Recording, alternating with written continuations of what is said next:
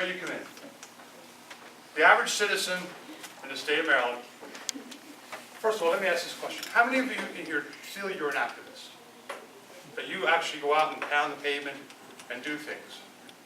Okay, that's about average. How would you like to be able to sit at your sofa at 3 o'clock in the morning and be an activist without having to leave your house? Would anybody do that 5 minutes a week? I mean, how much easier can we make it for you? I mean, seriously. Well, that's what we've done. We've built a tool to allow the citizenry to have impact on the legislature with minimal effort on your part. We've done all the work for you. The website, the post will come up with you see the red highlighted area is the name of the committee. When you click on that, it'll bring up your email client, whatever that may be. We don't care, it's up to you, however you want to do it. It fills in all the addresses for the names of the people on that committee. It fills in a subject line, the bill number and the title of the bill. All you have to do at that point is go down in the little box here and say, this bill sucks, don't pass it, I don't like it. Whatever reason you want to say, and hit send. Every member of the committee will get that bill. One of the problems with sending bills to the committees is this. Many delegates say, you're not my constituent. You live in Anne Arundel County, which I do. So a Cecil County delegate may say, hey, you're not my problem. I have my own people to deal with here. Here's the problem. Here's the truth of the matter. When a bill is in committee, and my delegates, none of my delegates on that committee, you are my delegate. Otherwise, I have no representation. And we had a revolution about that once. So every delegate on committee is representing the entire state, whether they like it or not. And we do, actually, I say that. When I send an email in, I say that you are my representative and here's why. Because if you don't, they'll ignore you. And we don't, that's not a good thing. Again, it shows you the square box towards the bottom, pops in automatically all the addresses. You don't have to know who these people are. You don't have to know what committee it's in. It'll tell you. I mean, what more do you want for us to do for you? There's a magic number involved in this whole project. It's called 14, magic number 14. We'll come back to it, but remember that 14, it's important. What's on the website? Well, right now, this is what the website looks like. It's really hard to read from the distance back there. Oh, we have a legislative synopsis. We have committee contact information. We have the expenses for 2013 per delegate for the session, I guess. So for each one of the delegates out there, we have all of your expenses, not itemized. I put a PIA, information request in the state for itemized, and then they told me what it would cost. And I wasn't willing to spend the multiple thousands of dollars to get all those reports at 25 cents a page. So we just did the general one. Every delegate and every senator's vote by delegate by session since 2005 through the session. That effort to compile that information was monumental because the state doesn't do it. The state provides you every single bill. You can go to the website, look up the documentation, and look at every bill, one by one, how anybody voted. There were 2,605 bills introduced last session. Not all of them had votes. However, if you know half of them had votes and more than half did, I don't think you want to go through clicking to see how your delegate voted. We developed a method to snatch that data off the state website. We use the state's data, nothing proprietary there, but how we process it is proprietary, how we've come up with this thing. So each delegate's votes are there, and they're accurate. We verified that. Believe me, you don't need that kind of error. Again, the 2014 site is going to look a little bit different, but the same kind of information is going to do. We have a steering committee as well, and one of the people on our steering committee came up with the term couchtivists. We have couch activists, so you can sit on your couch and influence the state legislature. And you really and truly can. We did it last year. There's a certain bill my wife was looking at, and one of our delegates happens to be Nick Kipke. who's now the minority leader of the House. And my wife got mad, and he's a co-sponsor of this bill, and it's a horrible bill, in our opinion. So she contacted him in an email. He says, yeah, I'm a co-sponsor of that bill, I think it's great. And we said, well, you better reread it, because it's been amended out the butt. And he came back and was, my God, that bill stinks. So he changed his vote. You hear what I just said? He changed his vote because we contacted him. One person contacted him, and he changed his vote. You do have power. You really do have power. A lot of the delegates are, I shouldn't say it this way, uninformed or misinformed about what's in a bill. Again, there was 2,605 bills introduced last year. 690 new laws passed last year. 690 new laws in a 90-day session. That's 15 a day on average. That's a lot of new laws. Y'all heard about the gun bill, right? SB 281, everybody knows about that. Everybody knows about the gas tax. What else you know? You owe a couple. 236. What's that? SB 236. Which bill is that? What's it about? Tier map. Tier maps, okay. Taking away property development Yes. rights. My point is this, okay, you know another one. That's 3. There was 690 laws passed. The rain tax. So the rain tax was in 2012. Okay, Sorry, wrong year. Oh. It's at the county level now. 2012 was the rain tax. So there was 687 other bills that you don't know about. They flew under the radar. Some of them were quite important. You're going to see this. This is going to be interesting. First of all, how much power does the Maryland government have? The Maryland Legislator's Handbook starts out saying the powers of the General Assembly are plenary and generally unrestricted. Plenary means absolute and unqualified. So the powers of the General Assembly are absolute and unqualified. They can do anything they want to as long as it's not against the Constitution. Well, there's one little problem with that. The Constitution doesn't say that. This is just a page of the Declaration of Rights, first page of the Declaration of Rights of the Maryland Constitution. Preamble says, we the people of the state of Maryland are grateful to the Almighty God for our civil and religious liberty, and taking into our serious consideration the best means of establishing a good constitution for this state, for the sure foundation and more permanent security thereof. It then goes on to list many restrictions on the state government.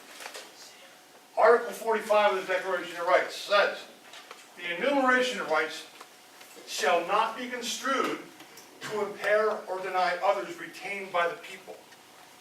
What that means to me is, if it isn't in the Constitution that they can do it, they can't. But that's not what the legislative handbook says. It says the opposite. Funny how that works, isn't it? What types of legislation do we look at? Primarily, we're looking at money and freedom and transparency. If a bill is going to raise a tax, raise a toll, raise a fee, going to cut back on your liberty, or reduce transparency in government, we post about it. We call them bad bills. We actually say there's a bad bills. We highlight every single good bill we find. We had one last year, Maryland Liberty Preservation Act, which didn't pass. But there's so few good bills that increase your liberty, that lower taxes, real taxes, not just for a tax credit for these 5 people over here, and those kind of things happen. But real good bills that are good for the people. How does a bill work? Delegate, please correct me if I'm wrong. I'm pretty sure we have this one down, because it is confusing. What do I do? Bills are introduced, it's called a first reading. First reading of a bill. They're assigned to a committee. Committee holds hearings, talks about it, discusses it, reports out, either favorable, non-favorable, or whatever, no comment, whatever. Goes to the second read on the floor, and that's when amendments are voted on for that bill. Not the bill itself, but the amendments to the bill only. If that passes, it goes into eventually a third read. The third read of a bill is the final version of the bill. Maybe. I say that because it depends. In the House, if bill number 1 passes the final read, the third read, then goes to the Senate. Now, it may be amended in the Senate and passed. That means it has to come back to the House because they're different. So that bill may actually have more than one final vote.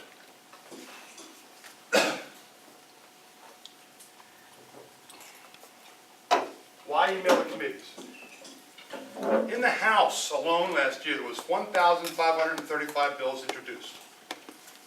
By the way, over 1,000 of them are introduced in a single week in January. That's insane. How many did you read that first week, sir? I mean, it's crazy. It's impossible. Well, you try to keep it built in your committee. Right, and I understand You that. have to rely on your colleagues, which is always iffy. That's, you're right, and I agree. I know exactly what you're talking about. I'll get to this. Bills from the House that had third reads, 571. How many of those third read bills passed? 570. One bill didn't pass when it was a third read vote. One.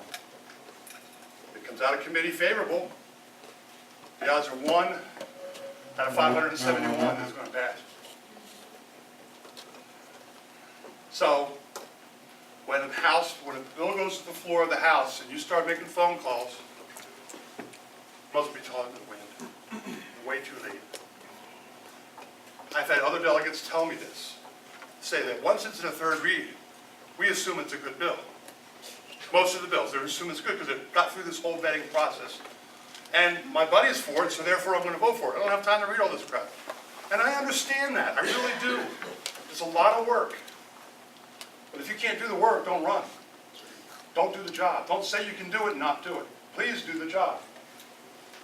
99.82% of the bills in the House passed. These numbers are baffling. So, and also 37% of the bills introduced passed.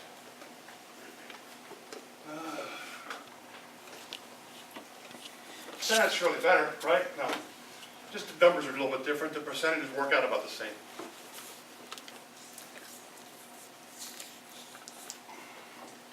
Why is this thing suddenly decided to back?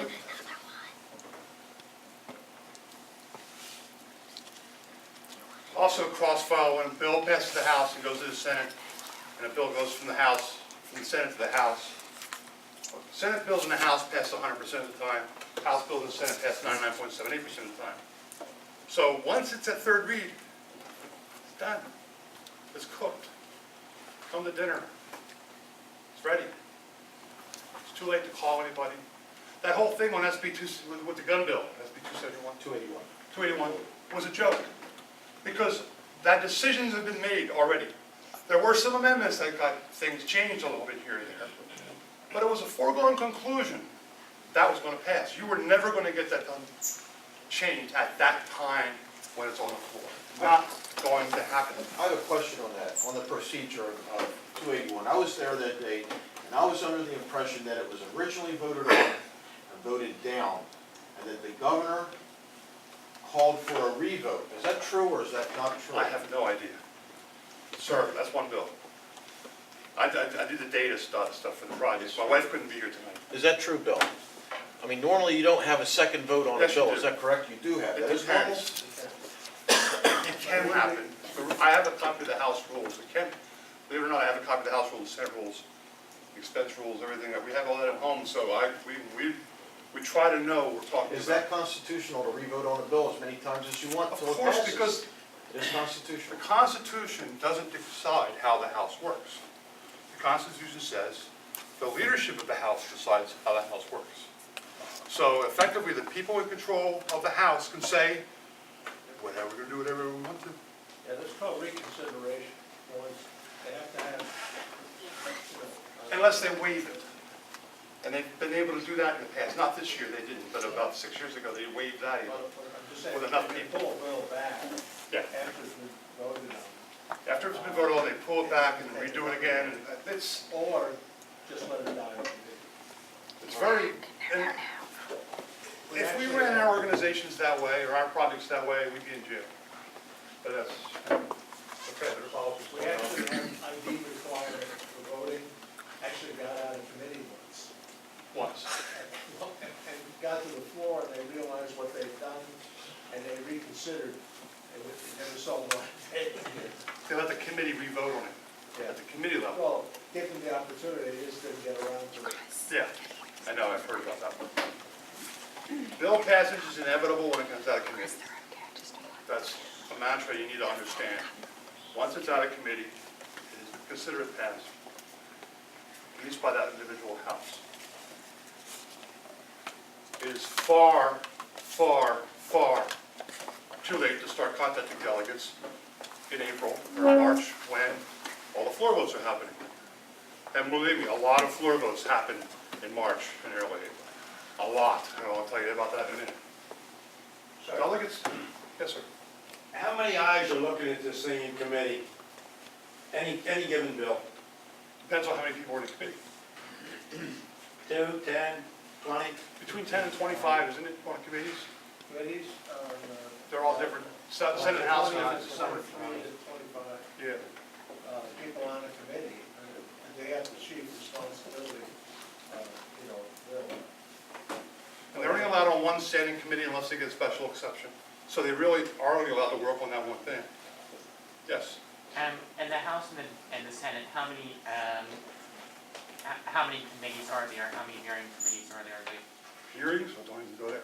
How many committees are there? I think there's 7 in the House and 5 or 6 in the Senate. Something like that. 6 standing committees. Yes, judiciary, yeah, I don't know, I can name them all, but not today. Although I'm not, been too busy getting prepared for this. There's 6 standing committees in the Senate, 5 in the House. No, So the other way around, sorry. 6 in the House, I think 4. It's 5 in the Senate, 4, that's 5. There are 5. It's 5 in the House, in the Senate, sorry. Are you counting something like rules committees? Yeah. Yeah. No, They don't do anything with that. They exist in the Constitution, therefore they exist. That's one thing I do, is I try to read the Constitution and match it up.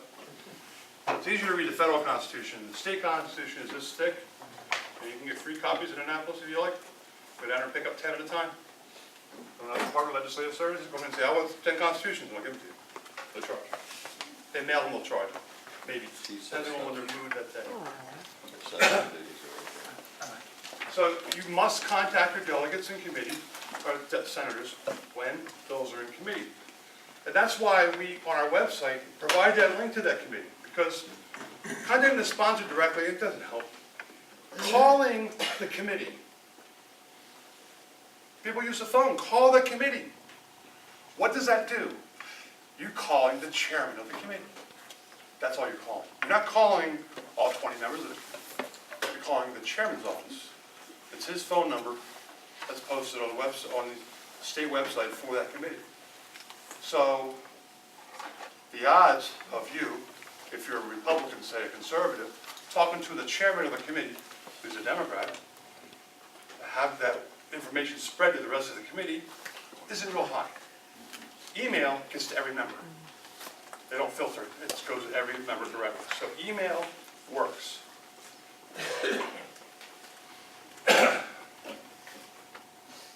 14. And magic number 14. Now this makes some people sick. When I've used this number before, and they just couldn't believe me. When a delegate or senator receives about 14 or more emails, they poke their head out the door and say, what's going on with this bill? Why am I getting all this contact about this bill? 14. Not 1,400. Not 140. 14. There's 28 people here tonight. I think I counted right. If half of you email about a bill, and I'm talking about just this room, not the rest of the state, just this room. If half of you go in and click on this thing, and you have a bad bill in there, you're going to get their attention. You may change a vote in committee where it matters. Not on the floor. Forget it. If it's on the floor, it's too late. Where do you get that number 14? From a delegate. I don't, since he didn't, actually, he did name it on the radio. Michael Schmiegel told me that on WBAL radio. He's probably not wrong. There are some delegates where boxes are full. Yes. So they had. Some delegates don't even know what email is. Uh, I know that too. Because because I get bounced emails from certain delegates, because the mailboxes are full. They don't ever read them. But I can't fix that. I can't fix that. All we can do is what we're doing. We're trying to make this tool available to you to make it as easy as possible for you to contact your senator, contact your delegate, and explain your feelings about a bill. Now, we point out, we say it's a bad bill. You may like it, and that's fine. This is a nonpartisan project. We don't care if you're liberal, conservative, libertarian, that we don't care. We just want the citizenry to be active. Take back your government, because they took it away from you a long time ago. And the only way to do it is to get involved. And if you can find an easier way to get involved than sitting on your sofa at 3 o'clock in the morning and go click, I think this bill stays sent. It takes 2 minutes. You may have to read the bill. They're long bills. Oh my God, they're so long. 2 to 5 pages, maybe 7 pages. Not counting the budget. I mean, nobody reads the budget. Nobody reads the budget. But the vast majority of the bills are 2 to 7 pages long.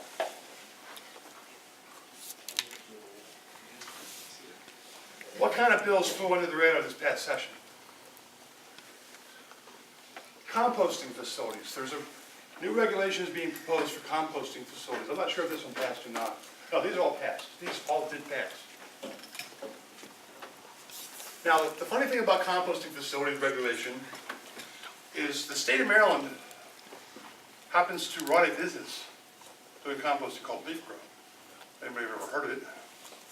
They produce leaf grow. So now they're controlling anybody else who produces something like leaf grow. Could you imagine if GM could control Ford? Well, that's what we have here. Payroll companies. There's been a commission impaneled to set up regulations for payroll companies. Now, the mom and pop payroll company, they're going to be gone because they're not going to be able to meet the stringent requirements that a large payroll company would be able to do. They can handle lawyers, they can handle all the crap. But the mom and pop companies, they'll be gone.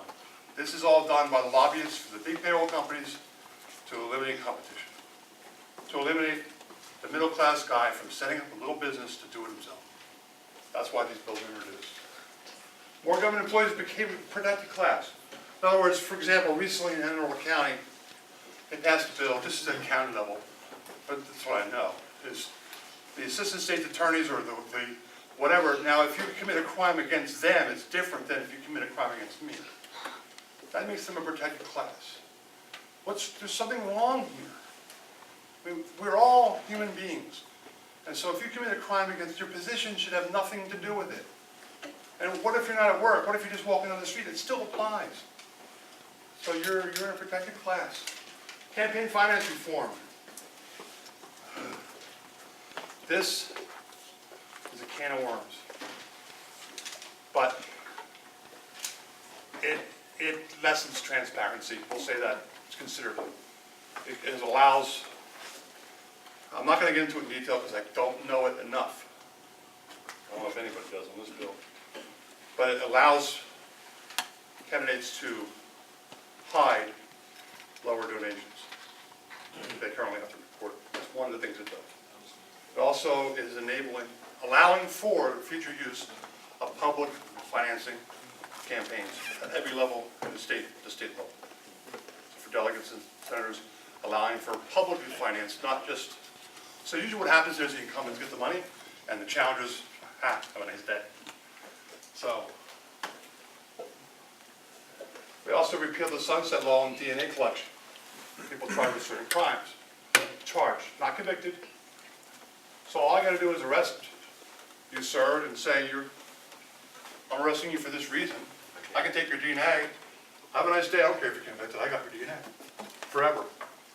That bill, the thing, we had to get rid of the DNA at a certain time, that's gone now.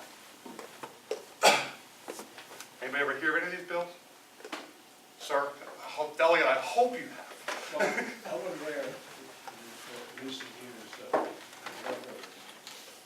Maybe these bills here, some of these guys are coming up, you may not remember. Oil opposition. We have a two-party state. Don't do it. Well, technically, we have a two-party state. and our Anita Lipnit Kipke, put it this way, Ronald Reagan once said, if somebody agrees with you 80% of the time, he's your friend. That's a pretty accurate thing. Nick Kipke, who's now the minority leader, and Michael Bush voted the same on third floor votes 84% of the time. 84% of the time. Well, the Senate's a lot better. 60%. Frankly, it was 92% of the time with Miller. This is our loyal opposition, people. This is nothing, wait. It gets better. How many third read floor votes were unanimous? 75% had 0 nay votes.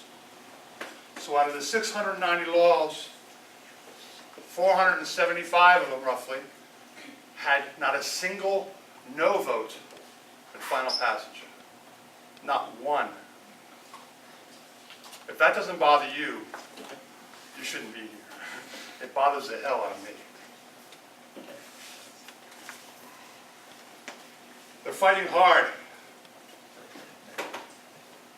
In Charles County, by the way, there's a lot of things, a lot of laws that are done at the state level that affect a single county. Because of the way the Constitution's written, whether it's Charter County, Commission County, all this, there's a whole lot of stuff in that book.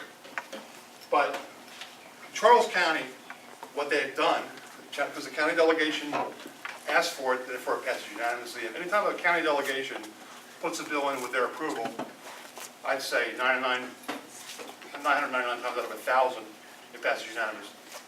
Charles County building inspectors can now, if you're putting a bathroom on your house, and I have to go in there as an inspector and say, your plumbing is done wrong.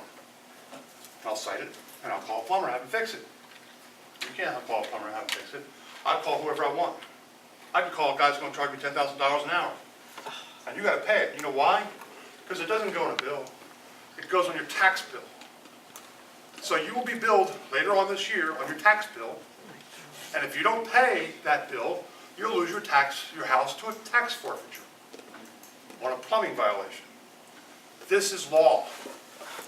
Delegate, do you know about this law? You bring up a good point. One of the reasons why a lot of these get passed like that is something I refer to euphemistically as local courtesy. Right. Well, stop being so courteous. I'm being very serious because this kind of crap is going to happen here someday. And the problem How about the 92% tax increase on motorcycle rentals?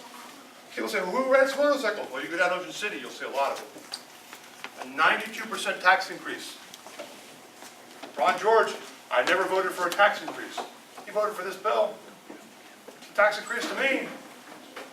I was talking to another delegate, and he voted yes on every one of these bills, and he didn't know it. I was reading these bills to him over the phone. I'd never heard of that bill. I said, you voted yes on it. Why? Well, because I was looking at Senator so-and-so or Delegate so-and-so on this issue, because whatever he says usually goes, I don't have time. And I kept hearing that, I don't have time thing over and over and over again, no matter who I talk to. Well, that's fine. You know, and I'll excuse it. I'll accept that as an excuse. We have the time. I'll point out to you that this is a 92% tax increase. And if I point it out to you and you still vote for it, then we're going to really talk. I don't want to hear any crap that I never voted for a tax increase. Every single delegate and senator in Annapolis serving today has voted for a tax increase. They tell you otherwise, they're lying. Or they don't know. And that's even worse. Ignorance is worse. Motor vehicle registrations now and impose a $50 fine for tolls not paid within 30 days. Now what's the big deal there? Well, I move, and my MVA record doesn't get updated. We know that the MVA is perfect in their record keeping, right? So I ran a toll or whatever, something was wrong with my Easy Pass, bill sent to my old house. I don't get it in 30 days. Doesn't matter, my registration is suspended until I pay it, plus a $50 fine. Thank you, State of Maryland. For what purpose does this bill serve? What's the real purpose of this bill? I Revenue. don't know. Revenue. It actually costs more to administer this program I'm sure it does, but than, that's, than they could bring in. Regulating compost facilities, we talked about that. So just to give you some idea of what we're looking at and what we're trying to fix. Enabling public campaign financing. It passed unanimously in the House, and 2 senators voted against it. Senator Shank and Senator Simonero. Senator Simonero is one of my senator for the district I live in. And I've talked to him. I ran into him at McDonald's about a month and a half ago. And he knew we were working on the votes, and he was not happy with me. I understand there's a lot of budget delegates that are not happy with me. And I also had some feedback, was why aren't you posting my committee votes? They are the ones that really matter. And I said, well, if we stop handwriting your votes, I can post them. What they do in committee is they have a slip of paper with the name written across the top of the committee, and a lot of the names, maybe they're typed on some committees, some are handwritten names with check marks next to yeses and nos. Now, I do data processing for a living. I've been doing it for 35, 40 years. I don't know if anybody else over here does data processing, but if you have a way to interpret people's handwriting and their check marks, or the word yes or no, or maybe or this or that, let me know, because I can't do it. And I'm not going to do it. The state can put in a system to tally these votes, because they did it for the floor votes. They did it for every quorum call, for every amendment vote on the floor. They should do it for the committees as well. Then I can track them. Right now, they're not letting me track them. First of all, I shouldn't have to be tracking them. They should be posted the way I did it, the state, not me. Do you get the impression that they make me angry? Just a little bit. I hate to say this with you present, sir, but all members of the General Assembly vote to increase fines, penalties, taxes, and oppress rights, but just to varying degrees. And again, sometimes it's knowingly, sometimes it's not. Again, that's not an excuse. This is why we need to tell we're paying attention. If we get enough people to pay attention, we can make some impact. What we've talked about so far is you just sitting at home on NBLakeWatch.com. You can go on there and subscribe if you want to. So when a new bill is posted, you'll get an email. So you don't have to go to the site every day and say, oh, what's new?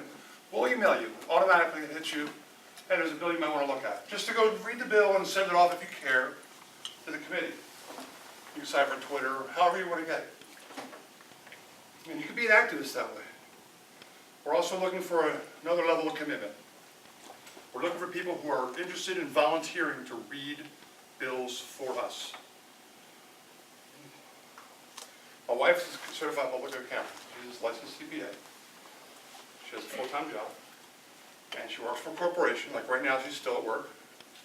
That's why she's not here tonight, because at certain times of every month, she has to put in 14 to 15-hour days. And she's still doing this project. Everything that's on the website is written by her for a reason. And it's not an ego thing or it's not a power thing. It's a consistency thing. That when you see our website, you know that a set of standards is in use. And the set of standards has been agreed upon by our 7-member steering committee. And then she applies that to every bill. And so she's the one making that value decision. She's the one who does the writing, so for consistency's sake. All bills are one subject bills. So when you send you a bill about education, it's going to be about education. It doesn't going to also mention, well, we're going to let motorhomes do whatever too. It's about a single subject. We assign bills via email. If anybody of you volunteered last year, that's not how we did it. This year it'll be done via email.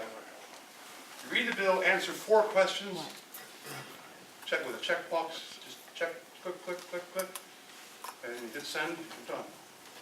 And I'll show you examples of that. 2014 is an election year. The delegates and senators should be a lot more sensitive to people this coming year. Now, and there's many districts where they're not going to be because they don't care. The Baltimore City delegation, they're going to get elected no matter what they do. I mean, they can literally commit lewd acts of violence in Inner Harbor and still get elected. And there's districts that are that safe in the state. But many are not. Many have challenges at the primary level.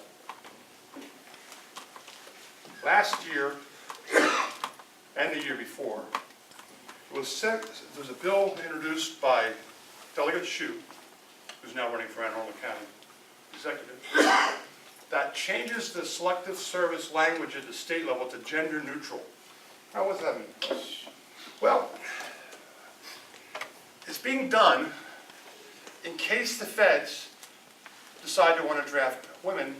The state of Maryland will already be ready to implement it. It failed, no big deal. Oh, except for one thing. 2 years ago it failed in committee. Last year it passed one of the houses. Next year the other passing both are pretty common. This is how they do it. Year after year they reintroduce things until they pass.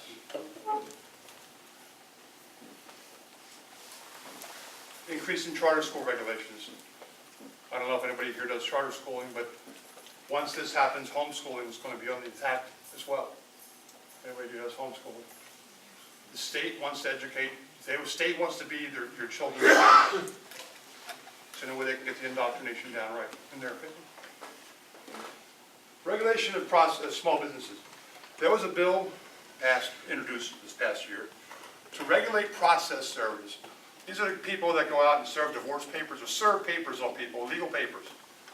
Not a position of trust, not a position of really handling money. But one of the things they were going to require was a background check, a $200 license fee, a lot of different things to be able to have the license to be a process server. Now in Baltimore City, you know who the process servers are? The vast majority are felons, trying to make good, trying to get a job, trying to earn an honest living. Are they going to pass a background check? No. Are they going to have the money for a $200 license? No. But who is? Well, the guys that are the big process server companies, that $200 to them is nothing. They don't care. They'll pay $200 a person, no big deal. They'll sweat off their back. And they'll have a private background check. Who cares? I got 50 or 150 process servers working for me. I can handle it. But the guy doing it as a sole thing to get his $12 as service, is usually what they get, I believe, is 12 hours for each thing served. We're going to eliminate that. That's what that bill did. Towing goes up down. This didn't pass, but they were going to set up a towing commission. And the people, to regulate the towing companies, how they can do business. Well, who was going to be on this commission?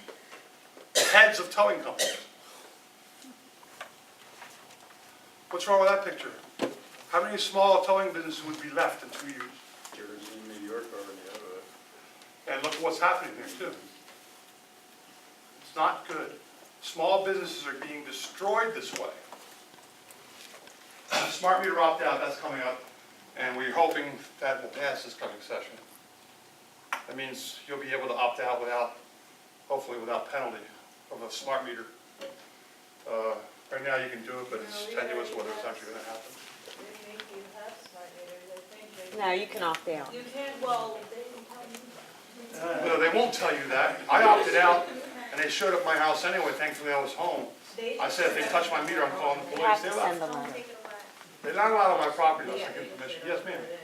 is there Democratic support for that, do you think? I don't know. I can't. Okay. In reality, it doesn't matter. I thought we talked about that. I mean, when you look at, when the floor votes passed 75% unanimously, there's not a single delegate, Republican, Democrat, Republican. But in committee, since the Democrats run the committees. If I was, I'm just going to tell you this right now.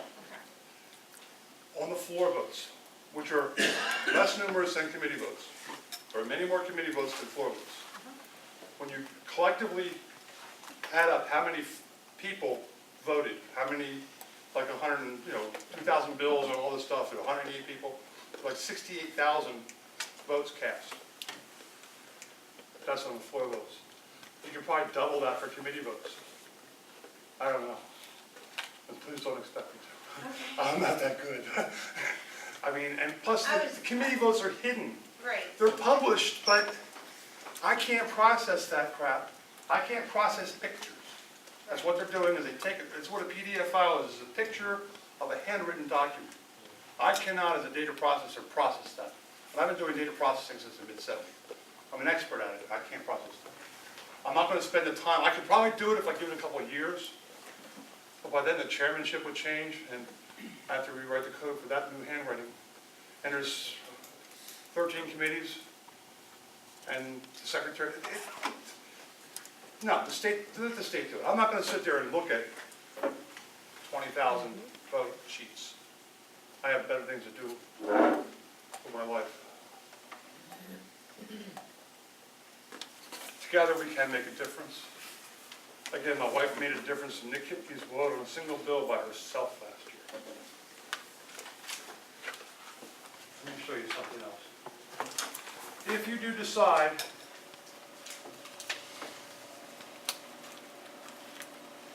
this is what a bill looks like. This happens to be a Senate bill. And if you decide to volunteer to read bills, we will provide you with training, in effect. We will provide you with documentation on how to read a bill. It's not intuitive. It is and it isn't. You have to know what the crossouts mean, what the brackets mean, what the underlines mean, but once you've got that down, it's not that hard. I mean, this changes that to this and all this other stuff. Again, this is a 2-page bill, I believe. And it's video lottery facilities, what to do with proceeds. And you look at down in here was an and this, the word and was added. And you know, some of these are just simple corrections to bills, and I understand that. I'll just give you a little example.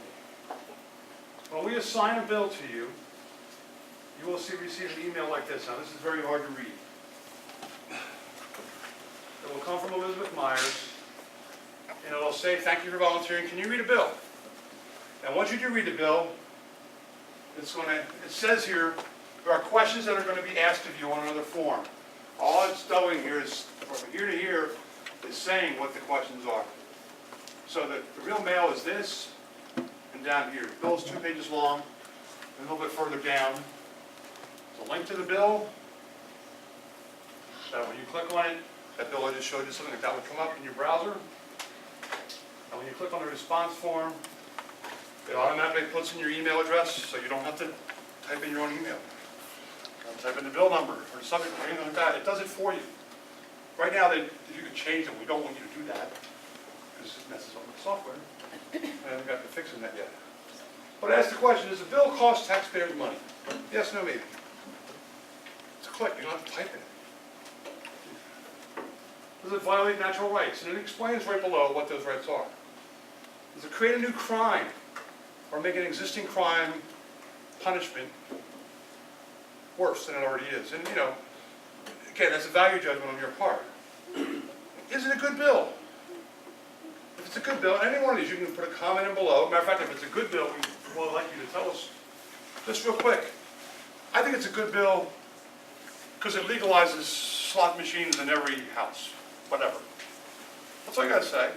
We're not going to, whatever you write here is just a clue to Elizabeth to tell her, to give her an insight of what to look for in this bill. What you write here is not going to be used verbatim on a website. She's going to rewrite that. Last year we had one write-up sent to us that we used verbatim, one, out of 120-some write-ups, because this person was more of an expert than anybody we knew. So we took her input, and she spent 2 weeks researching the whole thing.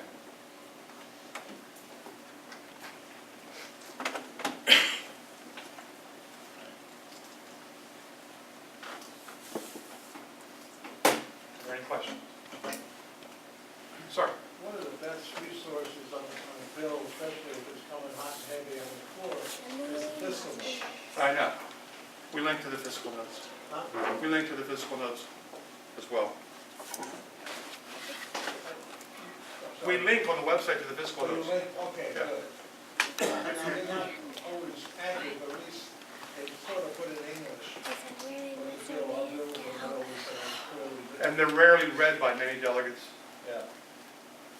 I was shocked, you know, I got a bill from New York State Legislature once, and it was in English.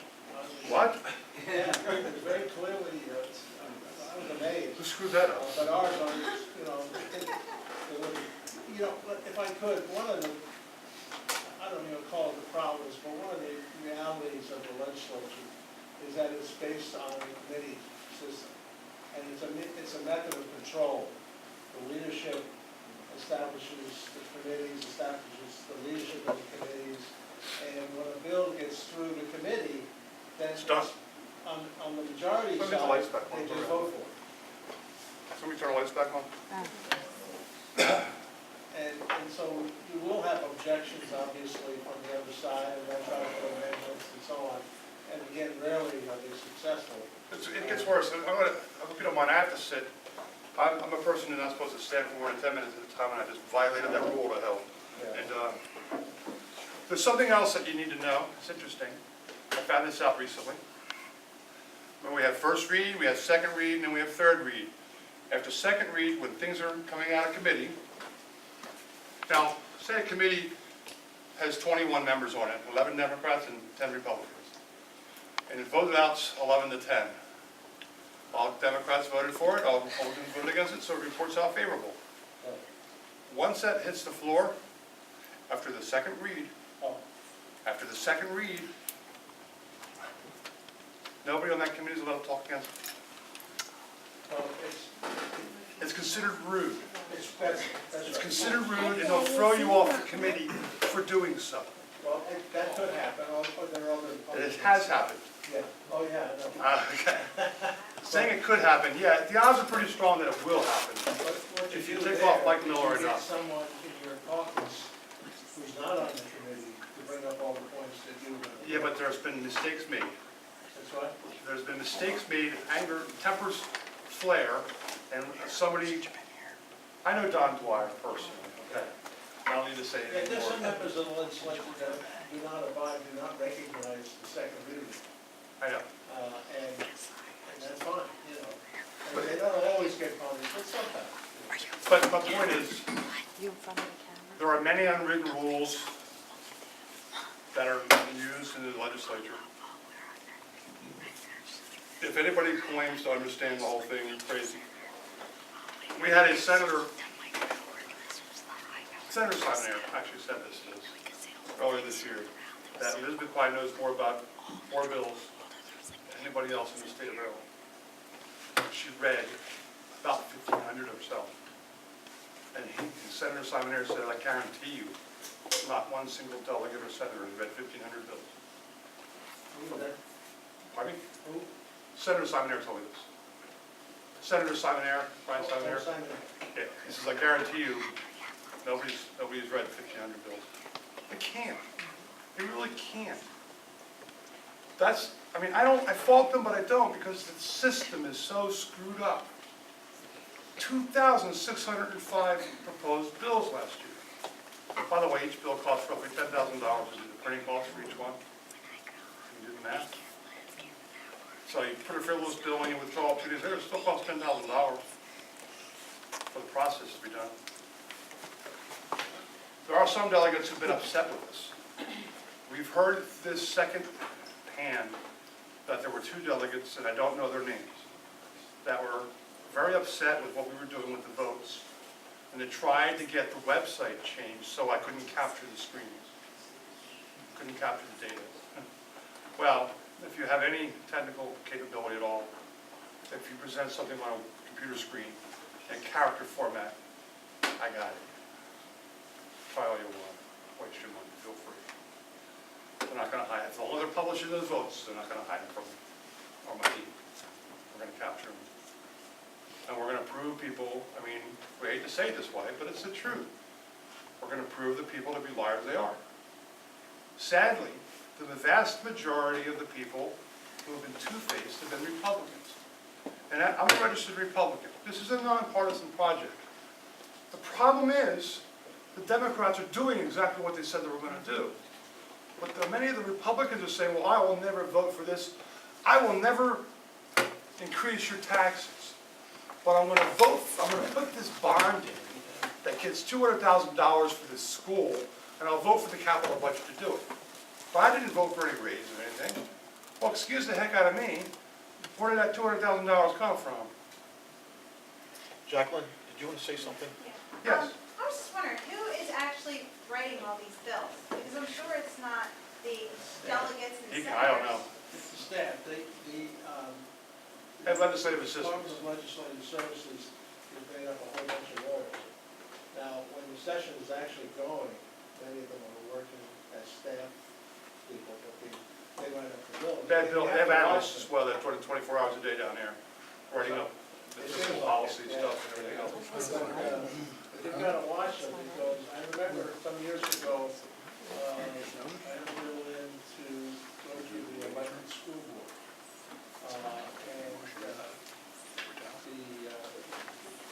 It wasn't Cecil, it was Carolyn.